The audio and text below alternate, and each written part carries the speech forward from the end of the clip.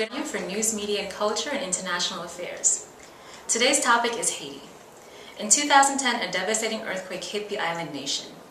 The highest reliable death toll estimated that 220,000 people perished. The Haitian government estimated that 250,000 residences and 30,000 commercial buildings were severely damaged or collapsed. Today we have with us Claude, a student at the New School, and he will discuss with us his point of view and media coverage following the earthquake. Can you tell us a bit about yourself and your relationship to Haiti? Well, I grew up in Haiti. That's where I went to school. And I left Haiti in 2009, June 2009. I came here, so 6 months before the earthquake happened. And now I am pursuing my PhD here at the New School. So, and afterward, I think to go back to my country. Where were you when you first heard about the earthquake, and what is your analysis of the media coverage following the earthquake? As usual, I was watching CNN. So, breaking news, and it was Haiti, and that was hit by 7.0 magnitude earthquake. And it was, a day that we again have to rethink about this nation that, is the poorest country in the Western Hemisphere. Do you think that the NGOs and aid groups helped Haiti, or that it didn't really do much? Natural disaster confirm that, aid from, international community cannot develop any country.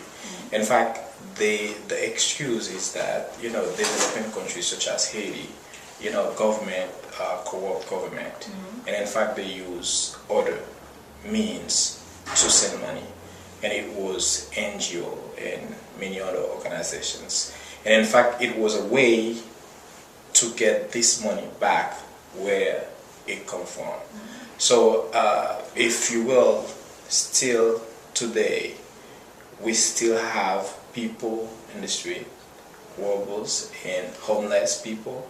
So nothing has been really done with this money. And in fact, the international community, people around the world, gathered about $5.2 billion. To contribute your skills back to Haiti, and what do you think it takes for Haiti to get it right, to be a successful nation?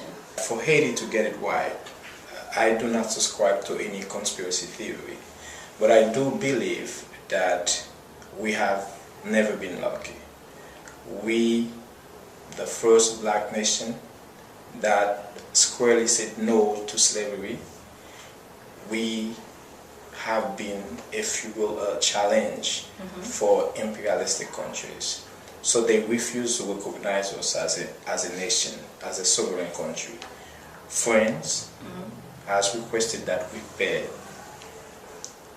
a lot of money, and if you will, we did, and by 1914, 80% of Haitian budget went to pay friends and French banks. United States and England followed the French lead because they didn't want to recognize us also.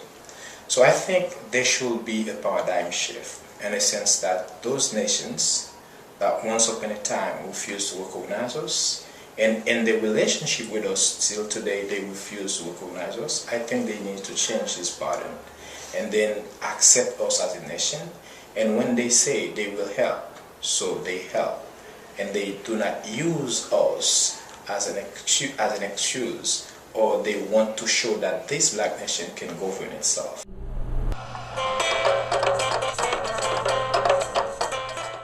How has the situation in Haiti changed your career, your future?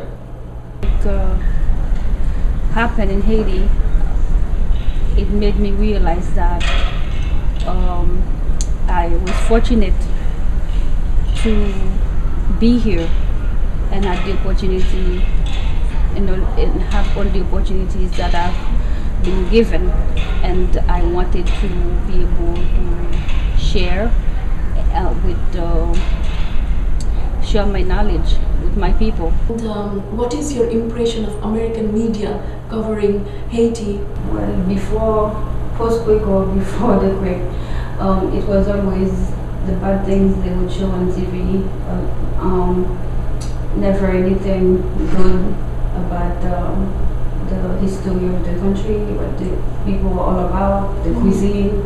You don't see that. It's mostly poverty that they show, and it's all about raising money.